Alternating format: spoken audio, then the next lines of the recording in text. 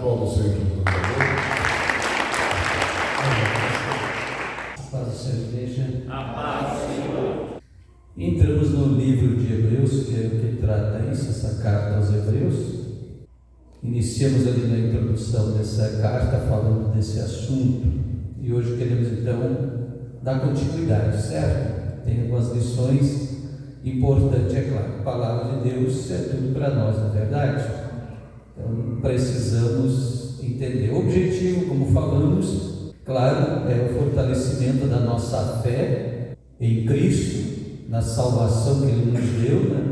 Da nossa fé alicerçada no alicerce correto que é Jesus, sua doutrina, seus ensinamentos, né?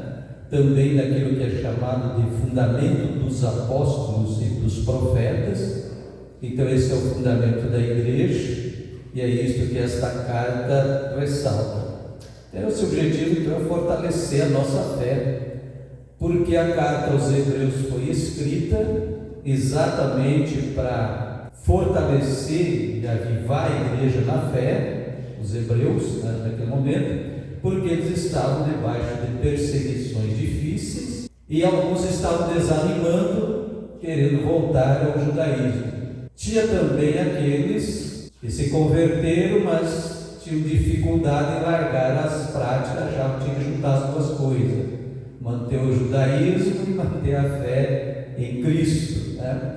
Então, tinha também os desanimando, porque eles acreditavam que Jesus ia voltar naqueles dias, e isso não aconteceu, é lógico. Então também estavam desanimados, achavam que Jesus ia voltar novamente em breve. Lembrando que a carta aos Hebreus foi escrita ali mais ou menos pelo ano 63, então era pouco mais de 30 anos de evangelho, e eles já achavam que Jesus ia voltar naquele tempo. Estavam debaixo de perseguição severa, porque nesse período passou a assumir o governo, o Império Romano, aquele famoso imperador Nero. O camarada, acho que ele puxava um fuminho, cheirava um pozinho lá, do cara meio doidão, era terrível. E foi ele que desencadeou as primeiras perseguições do Império, porque até então, nos primeiros anos, a perseguição da igreja era pelas lideranças judaicas mesmo. Mas a partir de Nero, o Império passou a perseguir os cristãos, e essa perseguição durou mais de 2 séculos, né? Então foi terrível. Então é nesse período, esse fundo histórico é importante para a gente entender a grandeza da palavra, dos ensinos que tem aqui. Por que esses ensinos? Porque às vezes para a gente parece que não faz sentido, a gente não alcança o impacto que ela teve para a vida daqueles cristãos hebreus da época. É interessante a gente falar em hebreus, eu sei que às vezes tem uma confusão com hebreus, israelita e judeu, e eu já vi gente dizendo, não é a mesma coisa. Como eu estava vendo 2 pastores falando sobre Islã, ela falando do islamismo ou dos muçulmanos, dizendo, não, são religiões diferentes. Então o pessoal eles confundem, não é, o islamismo ou muçulmano é a mesma coisa, é o mesmo povo. E quando a gente fala de judeu também, o pessoal eles confunde, mas o que é hebreu, o que é judeu, o que é israelita? Hebreu tem a ver com a genealogia, a descendência. Éber foi o 5º da geração depois de Noé, da geração de Noé. Então Éber é o pai daquele povo lá, vamos dizer assim, a descendência através de Sem, né? Éber era descendente de Sem. Então quando fala de povo semita, aquele povo do Oriente todo, não é só os israelitas. Então o hebreu tem a ver com esse, descendência de Éber, então tem a ver com a genealogia, descendência. Quando se fala israelita, é aquele que tem nacionalidade, cidadania. E judeu, o que é judeu? Tem a ver com a religião, judaísmo. Então o judeu é o seguidor do judaísmo. E ela é uma religião ligada, através da aliança antiga, a uma nação. Então o camarada, para ser um legítimo judeu, ele tinha que ser da descendência de Abraão. Senão não era. Então é uma aliança também específica com o povo, porque alguns não entendem hoje. Então essa dificuldade toda que eles estavam enfrentando é a causa da carta ter sido escrita a Hebreus. Então alguns afirmam que foi enviada para Jerusalém, para os hebreus em Jerusalém, outros afirmam que foi enviada aos hebreus em Roma, no Império, na sede do Império. Lembrando que naquela época o Império Romano governava todo o mundo da época, vamos dizer assim. Então, o certo era que era muito disperso por todo o Império. Essa carta foi enviada, então, trazendo esse fortalecimento. Então, por isso que, conhecendo esse fundo histórico e essas razões, nós podemos entender com maior profundidade a mensagem dessa carta, certo? Então, ela começa falando, primeiramente, da superioridade de Cristo. Por que isso é importante? Porque, dentro disso que eu já falei, mas lembrando também que quando Jesus estava ainda presente, andando e pregando, os fariseus que eram contra, os escribas e outros lá, eles olhavam e diziam: mas não é ele ali, o filho do José, o carpinteiro? Não é ele, está ali a sua mãe Maria e seus irmãos, agora ele quer se fazer profeta, dizer que é filho de Deus? Então, por isso é importante o escritor aqui dos Hebreus, que eu falei semana passada, não tenho certeza de quem é, não tem essa comprovação, faz esse esforço para mostrar a supremacia ou soberania de Jesus Cristo em relação, primeiro, em relação aos profetas. Eu iniciei falando semana passada, no capítulo 1 de Hebreus, ele começa então mostrando essa superioridade. Cristo, lá no verso 1, do 1 ao 3, capítulo 1, verso 1 ao 3, vai dizendo que Cristo é o resplendor da glória e a expressa imagem da pessoa divina, coisa que outros não tinham, né? Da antiga aliança. Cristo é superior aos anjos, depois ele vai colocando adiante, no verso 4 a seguir, do capítulo 1 até o capítulo 2. Então, olha, um longo trecho ele vai mostrando a superioridade de Cristo com relação aos anjos. Então, Cristo era superior aos profetas, eles valorizavam, lógico, muito a palavra de Moisés e dos profetas do Antigo Testamento. Então, ele começa provando que Jesus é superior aos profetas, que Jesus é superior aos anjos.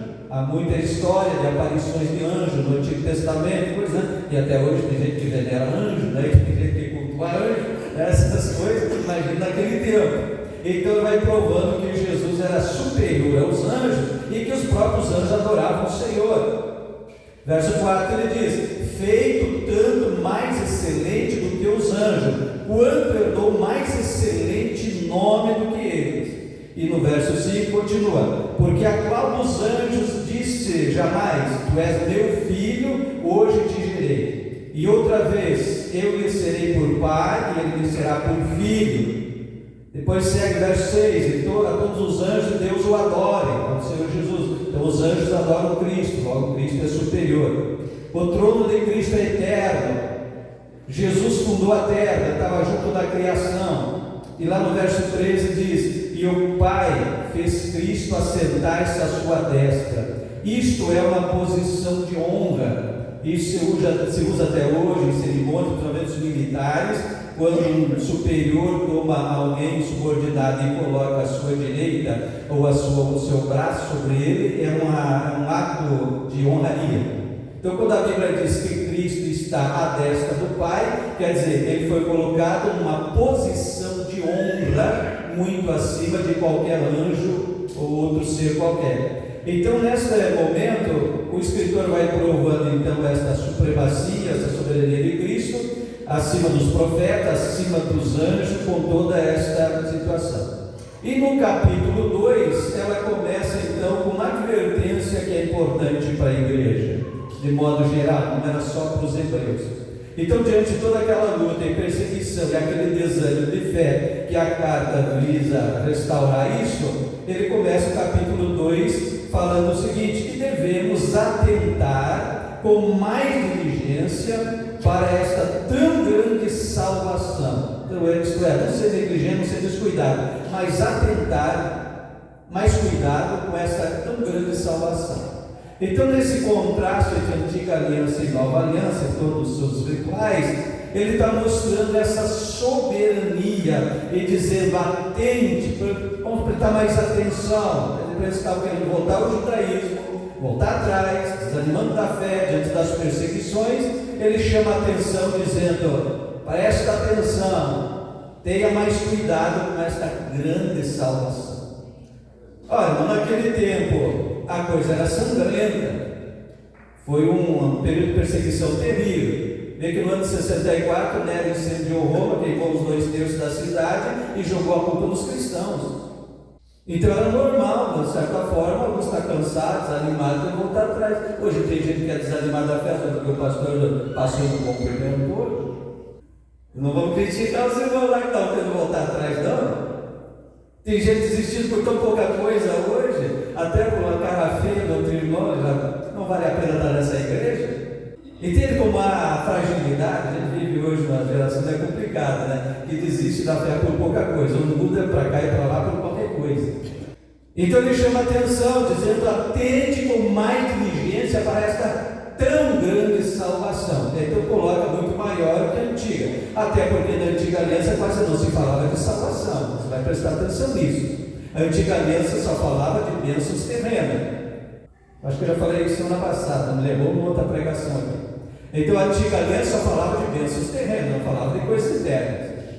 E esta aqui ele fala dessa tão grande salvação, por quê? Porque ela não visava as coisas terrenas.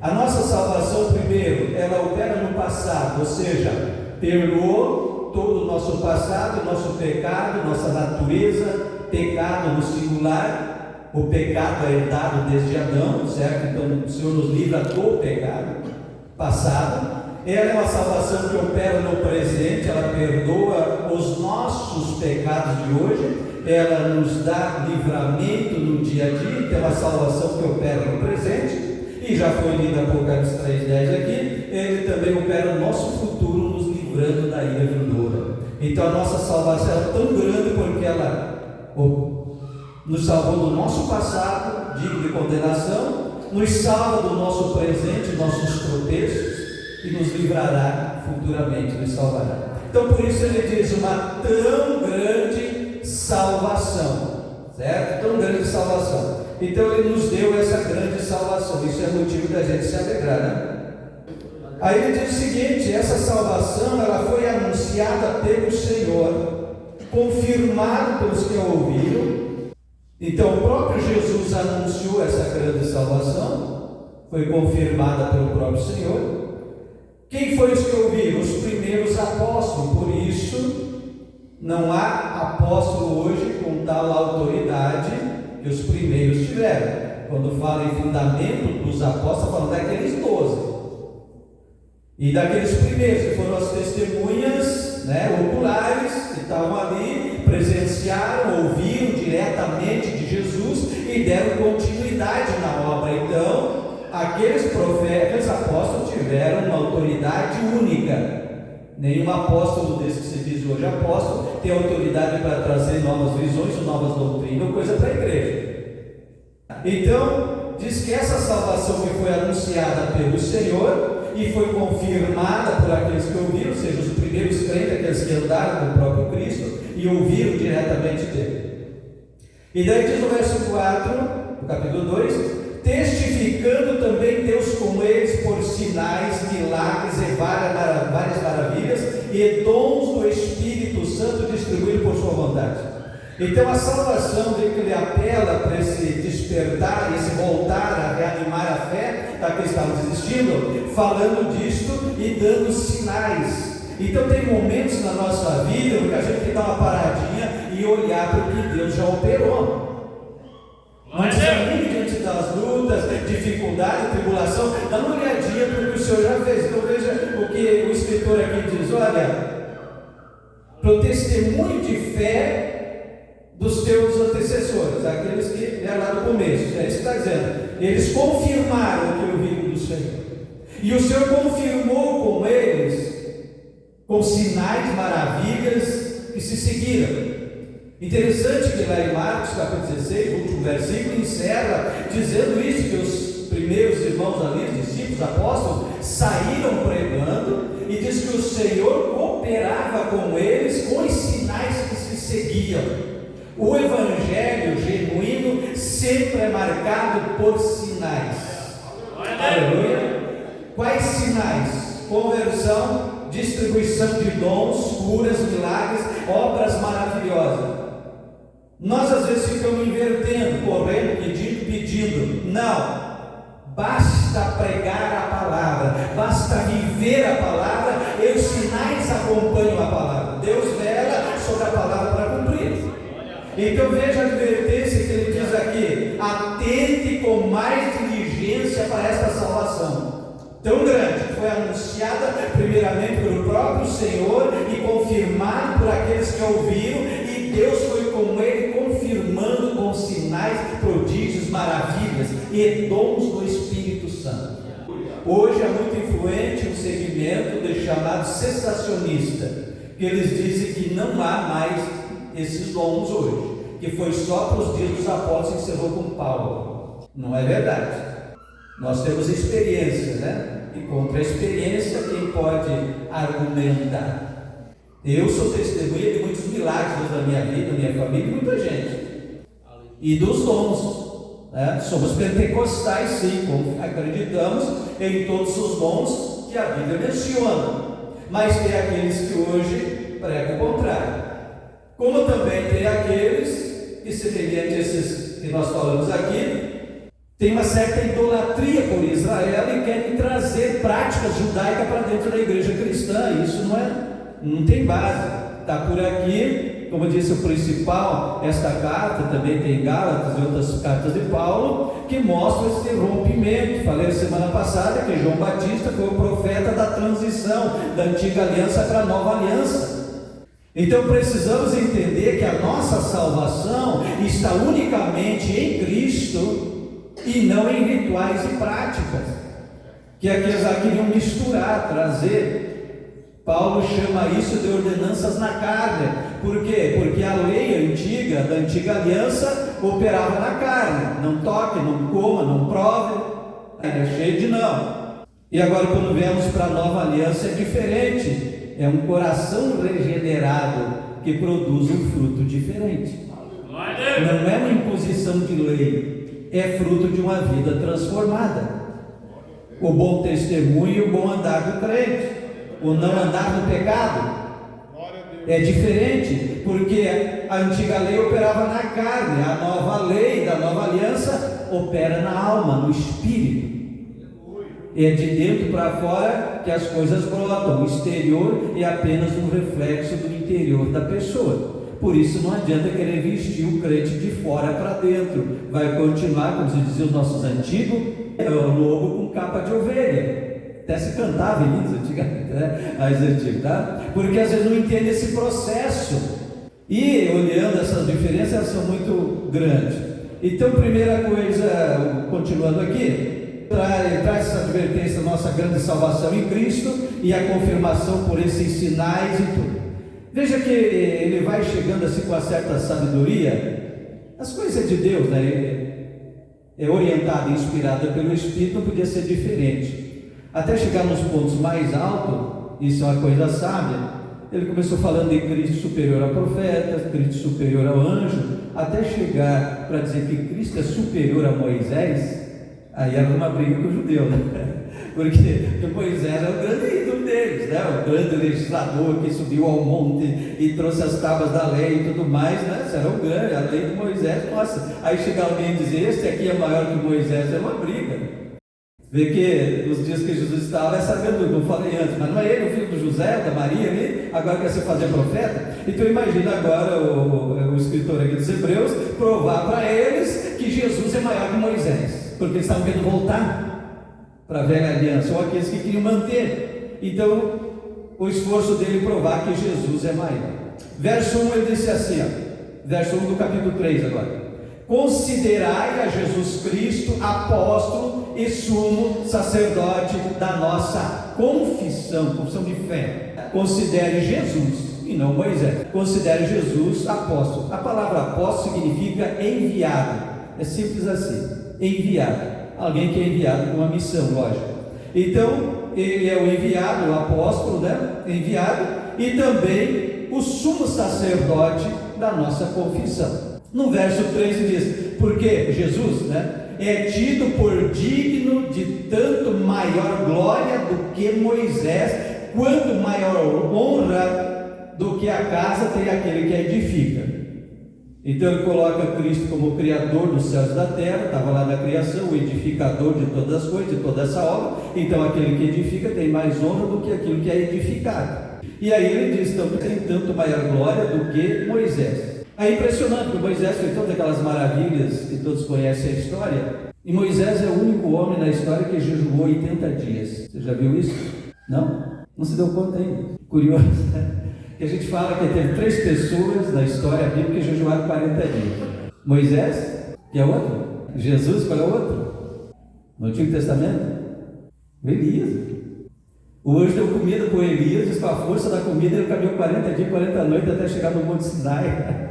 Então ele jejuou 40 dias, foi com a força daquela comida. Já Jesus não diz que anjo deu comida para ele, mas ele foi para o deserto e jejuou 40 dias. Agora Moisés foi 80, sabe por quê? Ele subiu a primeira vez no monte, ficou 40 dias, desceu com as tábuas da lei, achou o povo adorando o bezerro de ouro que o Arão tinha feito.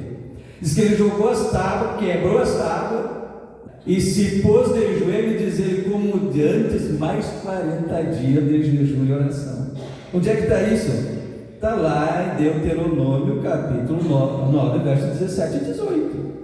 Diz que ele se colocou de novo mais 40 dias, então deu 80. Ele aqui acabado de descer, encontrou o povo ali, deu aquela revolta, quebrou as tábuas, quebrou aquele bezerro, iniciou, diz ele, e se prostrou diante do Senhor em jejum mais 40 dias. Aí chega alguém e diz, esse camarada aqui é maior do que o Moisés. Para o judeu é uma ofensa. Mas o grande Moisés, né? Então ele vai provar que Jesus é de maior glória.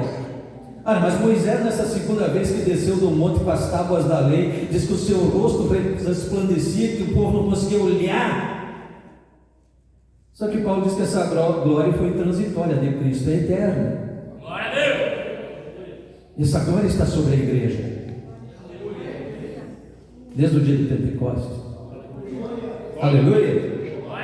Então veja que coisa que às vezes nós também perdemos esse foco, essa visão. Os irmãos estão procurando do Deuteronômio lá, 9,17, quer botar na tela? Não sei, botar. Se botar na tela, bota isso, eu estou procurando ver se é verdade ali. Quer botar aí, bota lá, né? Então peguei das tábuas e as rojeiras das minhas mãos e quebrei dos vossos olhos. Próximo versículo. E me lancei perante o Senhor como dantes, a primeira vez, 40 dias e 40 noites, não comi pão, não bebi água, por causa de todo o vosso pecado, que havíeis pecado, fazendo mal aos olhos do Senhor. Então eu me coloquei 40 dias como dantes, como da primeira vez, mais 40 dias, então deu 80. Às vezes são detalhes da palavra que a gente lê e fala e não se dá conta, né? Um registro diferente. Jesus é maior que Moisés. Verso 5. Então, na verdade, Moisés foi fiel em toda a sua casa, como servo para testemunhar das coisas que se haviam de anunciar. Então, veja bem, ele diz: Jesus é maior glória. Moisés foi servo para falar disso. O que eu estava falando? Moisés era servo fiel em toda a sua casa, mas para anunciar, aleluia, para testemunhar da salvação em Cristo. Tanto que o próprio Moisés falou, lá em Deuteronômio também 18 e 15, que Pedro, em Atos 3, versos 22 e 23, na sua pregação, Pedro cita Deuteronômio, que disse assim: porque Moisés disse aos pais deles lá naquela geração, né? O Senhor vosso Deus levantará dentre vossos irmãos um profeta semelhante a mim, a ele ouvireis de tudo quanto vos disser. E acontecerá que toda alma que não escutar esse profeta será exterminada de dentro do povo. Veja bem, então Pedro, na sua pregação, o pessoal estava perseguindo ele ali por causa daquele milagre, e Pedro então toma essa palavra e cita Deuteronômio lá quando Moisés profetizou que Deus ia levantar do meio do povo, dentre eles mesmos, um profeta semelhante a Moisés, só que eu disse: a esses vocês devem ouvir. E quem não ouvir vai ser exterminado. Mas quando Jesus veio e disse: eu sou, ele disse: não pode ser, você é o filho de José e da Maria, não pode ser. E como hoje as pessoas arrumam desculpas, às vezes também é a mesma coisa. Ah, mas aquela igreja, mas aquele vizinho ali, o que ele tem para me dar? O que ele pode fazer por mim? Tudo no Antigo Testamento é simbólico, tipologias proféticas. A beleza do Evangelho também não está no exterior. Por exemplo, o tabernáculo do deserto, para quem olhava de fora era uma coisa feia, porque ela é uma coberta com peles de animais, de cabras, outras coisas, né? Então tu olhava fora aquela barraca com aquela pele feia no deserto. Mas se passava a cortina e entrava, aleluia, eram cortinas brancas com bordados de ouro, com altar, com incenso, com candelabro de ouro, aquilo brilhava. Só vê a beleza do Evangelho quem entra para dentro. Aleluia! Só vê a beleza da salvação quem entra. Por isso que quem está de fora, que ainda não alcançou a visão, ainda não foi tocado, ele não entende e ri e critica às vezes de nós os crentes. Aleluia. Porque não entende essa grandeza. Então vê que aqui esse escritor dos Hebreus vai tentando mostrar essa superioridade. Então até chegar e dizer Jesus é maior que Moisés, não era fácil, né? Encarar aquele povo. Depois ele diz que Jesus também era maior que Josué. Quem foi Josué? O substituto de Moisés, que continuou a liderança do povo, passou o Jordão e conquistou a terra. Então era o grande conquistador.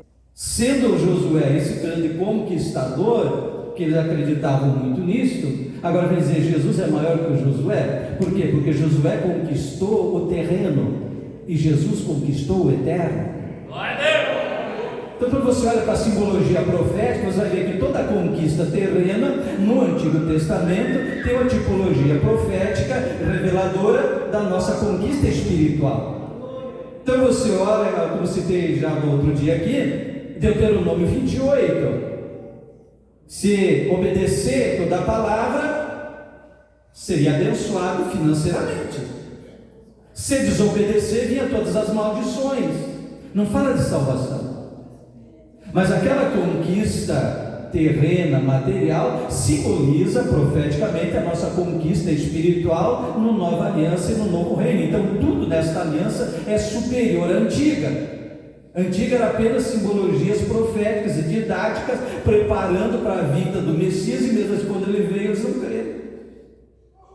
Mesmo o grande mestre deles, Moisés, ter profetizado, eles não acreditaram. E até hoje eles continuam esperando o Messias, porque não acreditaram que aquele lá era. Então, quando as pessoas têm, como disse antes, uma certa idolatria por Israel, vai lá tentar falar com aqueles judeus ortodoxos lá, falar de Jesus lá, eles te apedrejam, te põem a correr de lá. E por que hoje tem segmentos querendo trazer prática judaica para dentro da igreja? Não tem explicação. A Bíblia manda nós orar pela salvação, e segundo profecias de Isaías, é apenas um pequeno remanescente de Israel que vai ser salvo. Não é só porque é judeu que é salvo. Não crer, perseguir, matar o justo para que é salvo? Não. Vai ser salvo um pequeno número no fim, cumprindo a aliança. Hoje não.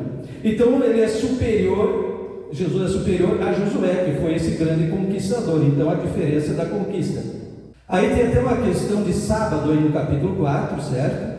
Que Josué fala do descanso, e aí diz assim: porque se Josué lhes houvesse dado repouso, descanso, não falaria depois disso de outro descanso, citando o Salmo 95. Portanto, resta ainda um repouso para o povo de Deus.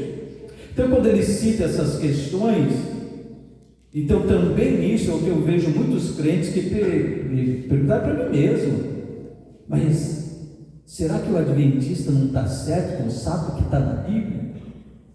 É por não saber fazer distinção entre essas duas alianças. Tudo lá é profético do que acontece aqui. Então aquele descanso de um dia profeticamente simboliza o nosso descanso eterno no Senhor.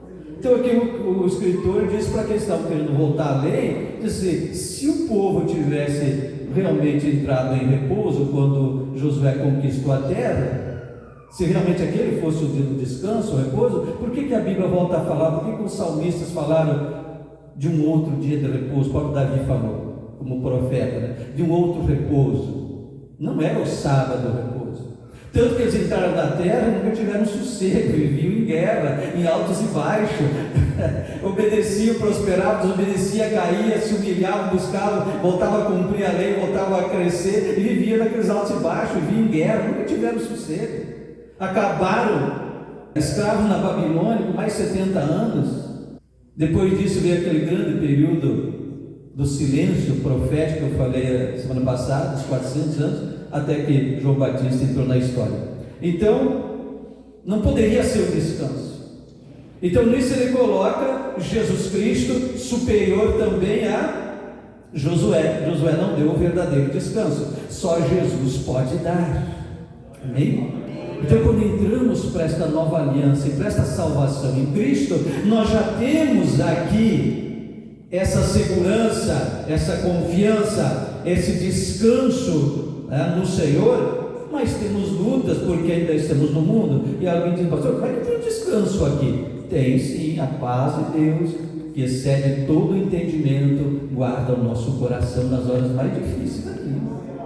Temos o consolo do Espírito. Isso é descanso. Claro que não se compara à eternidade, lógico, né? Mas já temos essa salvação, como diz, que operou no nosso passado, perdoando e apagando o nosso passado, opera no presente, nos guardando, nos dando essa segurança e nos livrará da ira futura, salvação eterna, certo? Então essa grande salvação. Então veja bem, então não foi Josué que deu o descanso, quem pode dar o verdadeiro descanso é Jesus, certo? É Jesus. Então ele vai mostrando essa superioridade.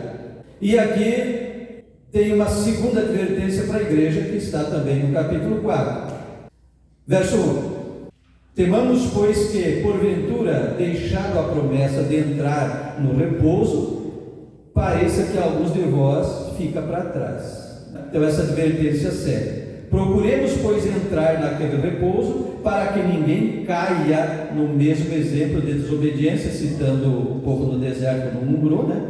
Porque a palavra de Deus é viva e eficaz e mais penetrante do que espada alguma de 2 fios, e penetra até a divisão da alma e do espírito, de juntas, medulas, apta para discernir os pensamentos e intenções do coração. Então essa advertência aqui para a igreja, para que não deixe a promessa. Então eles estavam deixando a aliança de Cristo, salvação em Cristo, a promessa eterna, e estavam voltando atrás.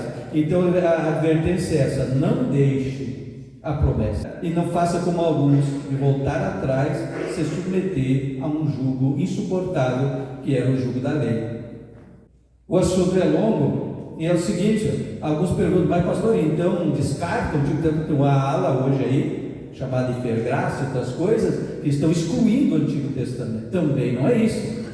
Daí tem o seu grande valor, cruz didático, profético, simbologias, tem riquíssimos exemplos de fé que devemos olhar, dos profetas e tudo. Os apóstolos foram a continuidade do ministério profético do Antigo Testamento, os apóstolos foram a continuidade do ministério profético, o encerramento desse ministério, vamos dizer assim, que hoje o Novo Testamento é diferente.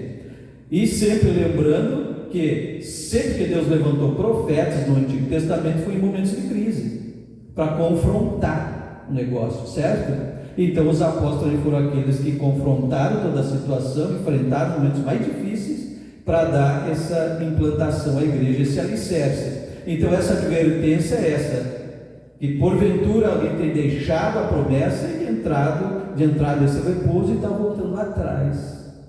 Então é muito perigoso quando as pessoas, por pouca coisa, acham de abandonar.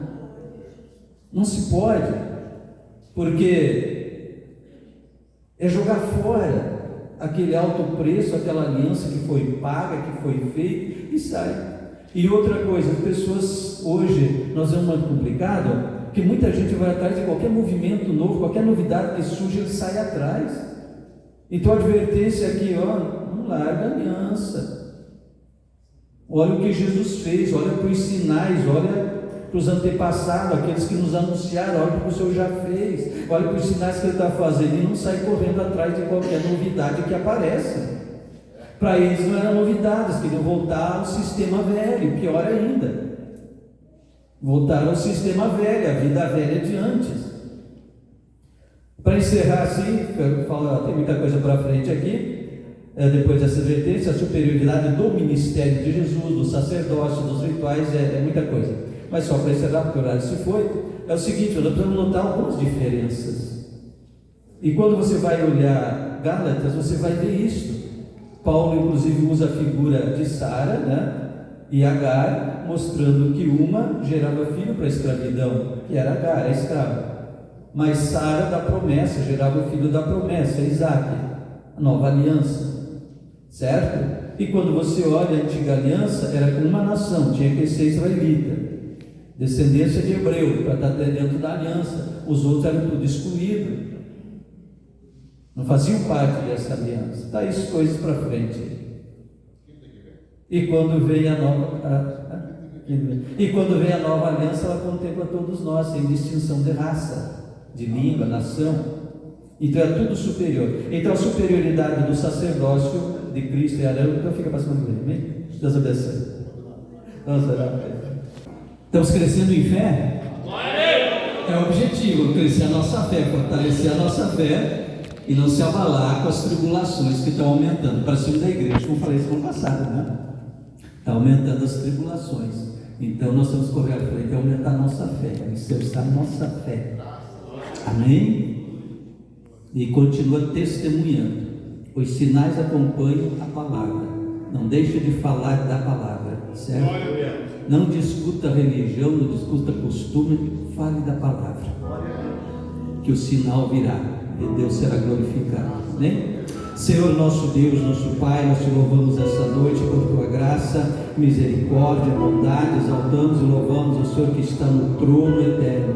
Que a graça e a virtude do teu Espírito se derrame sobre as nossas vidas. Confirma a tua palavra com sinais, renovo e graça do teu Espírito, uma fé forte, acrescentada, fortificada na pessoa do Senhor e sua palavra. Guarda com paz os teus filhos numa noite de segurança, de paz, de bênção, de bom sono, bom repouso, de forças renovadas, física, espiritual, emocional, na saúde, enfim, Senhor, um dia, uma noite de renovo e restauração para um novo dia de trabalho. Guarda a tua igreja e guarda os teus filhos, como o Senhor nos ensinou a orar, dizendo: livra-nos de todo mal. Assim nós oramos e em nome de Jesus ministramos a tua bênção sobre a tua igreja, que a tua mão os guarde e seja em segurança, em nome de Jesus. Amém. Deus abençoe. Meus irmãos, tem a mão do seu irmão do seu lado aí, fecha os corredores, vamos lá.